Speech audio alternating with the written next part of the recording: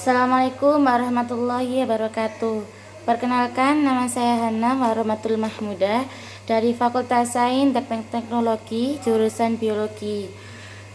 Saya di sini akan membuat video resume tentang PPAK Universitas hari pertama dan hari kedua.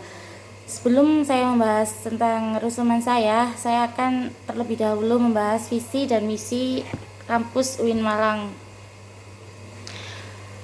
Visi menjadi universitas Islam terkemuka dalam penyelenggaraan pendidikan dan pengajaran, penelitian dan pengabdian kepada masyarakat untuk menghasilkan lulusan yang memiliki kedalaman spiritual, keagungan akhlak, keluasan ilmu, dan kematangan profesional, dan menjadi pusat pengembangan ilmu pengetahuan, teknologi, dan seni yang bernafaskan Islam, serta menjadi penggerak kemajuan masyarakat.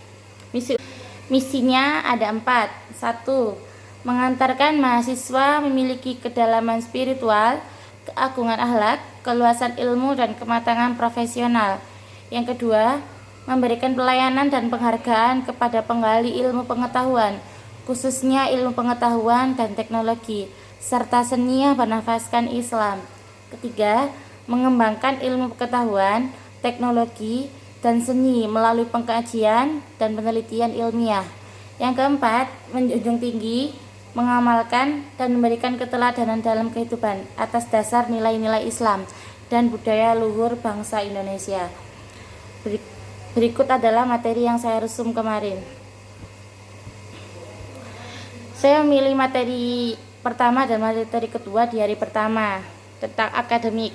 Pematerinya adalah Wakil Rektor 1 UIN Malang, Profesor Dr. Umi Sumbulah, MAG.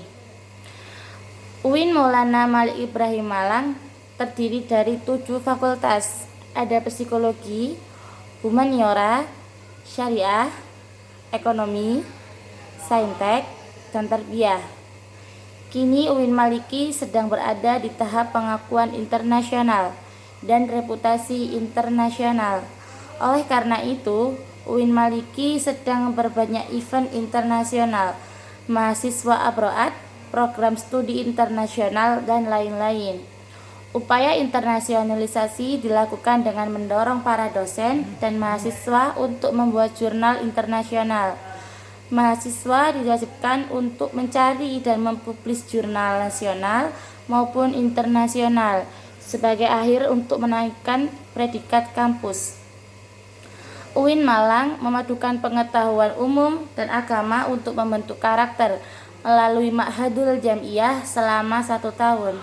UIN Maliki juga memiliki beberapa fasilitas yang menaungi mahasiswanya, seperti lembaga bahasa, di mana ada bahasa Inggris, Arab, dan Mandarin. Rumah moderasi agama beragama yang membentuk pemuda moderat, cinta bangsa, dan peduli Indonesia tangguh. Dan juga perpustakaan yang menyediakan jurnal-jurnal dan karya ilmiah. Perkuliahan berlangsung selama 8 semester dengan 160 sampai 150 SKS dengan penelitian sebagai pengabdian masyarakat dengan mata kuliah profesi, dengan KKN, dengan yudisium, hingga akhirnya wisuda. Mata kuliah di UIN Maliki ini dijadikan sebagai pengembangan kepribadian yang merupakan ciri khas UIN Maulana Malik Ibrahim Malang. Maka perkuliahan terdiri dari mata kuliah dasar, agama, bahasa, dan filsafat dengan mata kuliah fakultas yang membedakan antar fakultas dan matkul program studi yang membedakan antar prodi. Pada tahun 2021, pembelajaran dilakukan secara daring melalui platform Zoom, Gmeet, e-learning, dan lain-lain.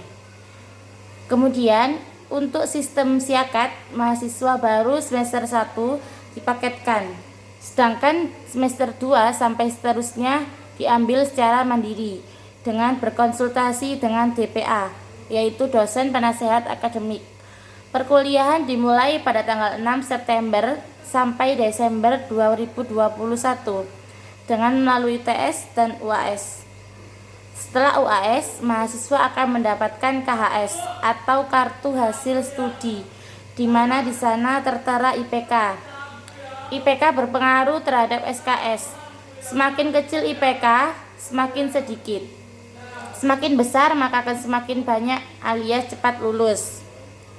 Mahasiswa UIN Maliki diharapkan aktif dan dapat menjadi manusia yang bermanfaat. Sekarang saya akan menjelaskan tentang materi keduanya. Pematerinya yaitu Dr. Haji Ahmad Fathah Yasin MAG. Kita adalah the best human material. Mahasiswa baru harus mengupayakan diri baik secara mental dan spiritual dalam mengikuti perkuliahan di UIN Malang. Orang yang memiliki mental spiritual memiliki 3 indikator, yaitu berpikir ilmiah. Mahasiswa baru harus melandasi pikiran dengan pengetahuan umum dan agama. Yang kedua, berperilaku islami dengan cara tampil dengan style khas UIN Malang, yakni berpakaian islami dan tidak berambut gondrong serta berbicara sopan dan sebagainya. Yang ketiga, menjadi mahasiswa yang kreatif dan terampil dalam bermasyarakat. UKM adalah wadah untuk memenuhi bakat mahasiswa. Jika akan lulus, mahasiswa dituntut untuk mengumpulkan SKKM, Satuan Kredit Kegiatan Mahasiswa, yang akan dituangkan di SKPII, Surat Keterangan Pendamping Ijazah. Hal ini didapat dari kegiatan non-akademik dengan skor minimal 250 poin. Janganlah menjadi mahasiswa yang sekedar kuliah lalu pulang, namun jadilah mahasiswa yang juga aktif dan ikut andil dalam berorganisasi. Kampus menyediakan beasiswa berupa prestasi akademik maupun prestasi non-akademik. Jika ingin menyampaikan aspirasi mahasiswa, bisa menyampaikannya melalui SEMA, DEMA, HMPS, atau HMJ. UIN Maliki juga memiliki akselerasi, jadi saat semester 7 diperbolehkan mengambil S2, namun dengan syarat dan seleksi yang cukup ketat. Lulusan UIN Malang tidak hanya sekedar menjadi ustadz, ustadzah, atau ahli agama, tapi juga bisa menjadi yang lainnya. Kita harus bangga menjadi mahasiswa UIN, karena di universitas ini kita tidak hanya diajarkan ilmu pengetahuan, namun juga diajarkan ilmu agama. Kini Indonesia masih terjadi pandemi. Kota Malang levelnya sudah turun dari level 4 menjadi level 3. Jika vaksinasi terus digalakkan, maka hal ini akan segera membentuk herd immunity yang akan segera menyelesaikan masalah corona ini. Baiklah, saya akan jelaskan resum hari kedua oleh DEMA, Dewan Eksekutif Mahasiswa. Ketua Farhan Adi Murasadi, jurusan Farmasi. Wakil Ahmad Fawaid, jurusan Psikologi. DEMA merupakan organisasi intrakampus atau OMIK yang merupakan lembaga eksekutif mahasiswa di level universitas. Fungsi DEMA sebagai pelaksana program organisasi kemahasiswaan. Kedua, sebagai lembaga yang mengkoordinasikan dan menginstruksikan pelaksanaan kegiatan kemahasiswaan di tingkat universitas.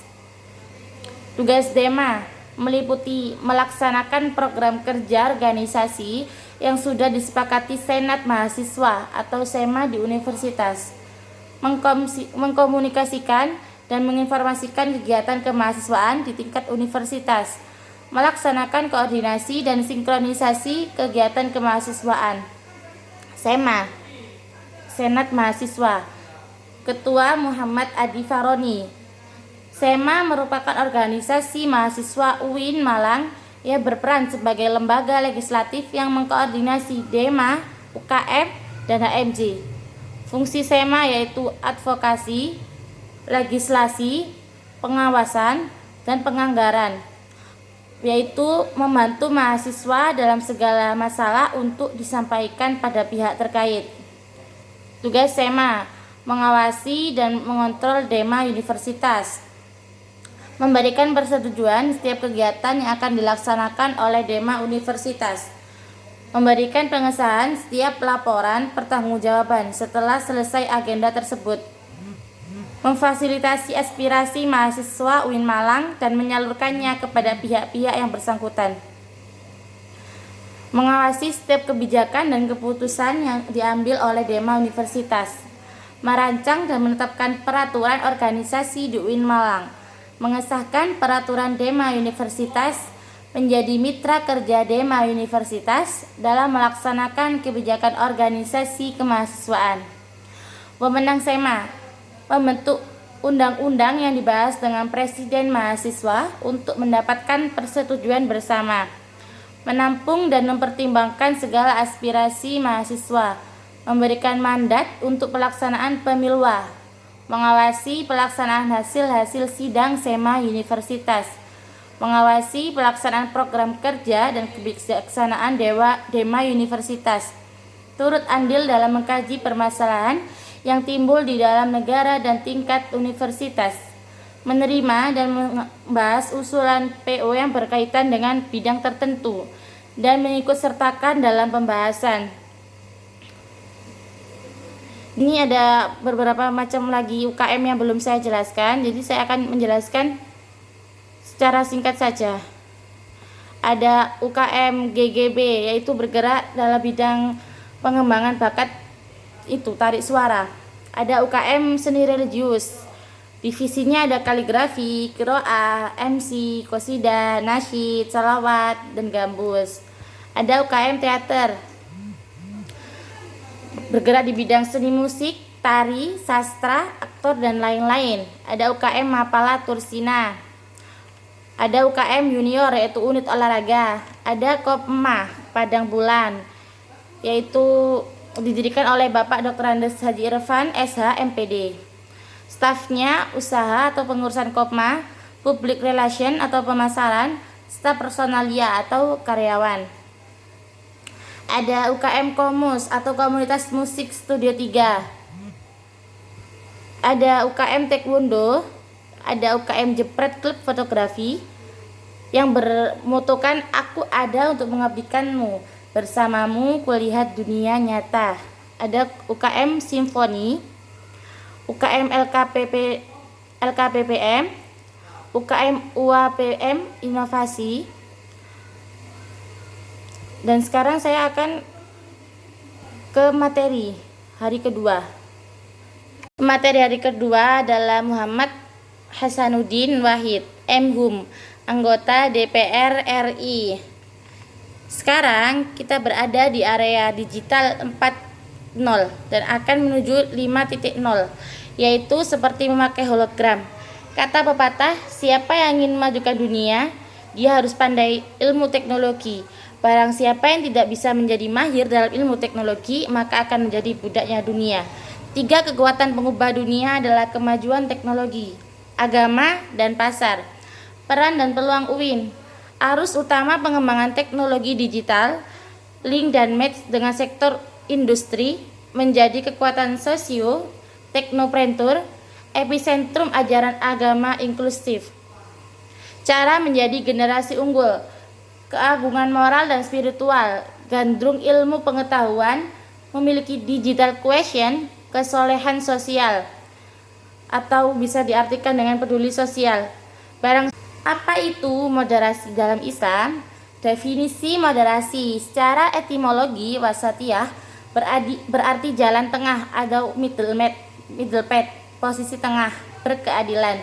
Secara terminologis, pemahaman praktek keagamaan yang menjunjung tinggi kesetaraan, keberagaman, toleransi dengan berpihak pada prinsip tawazun antara risiko atau logika, teks serta konteks.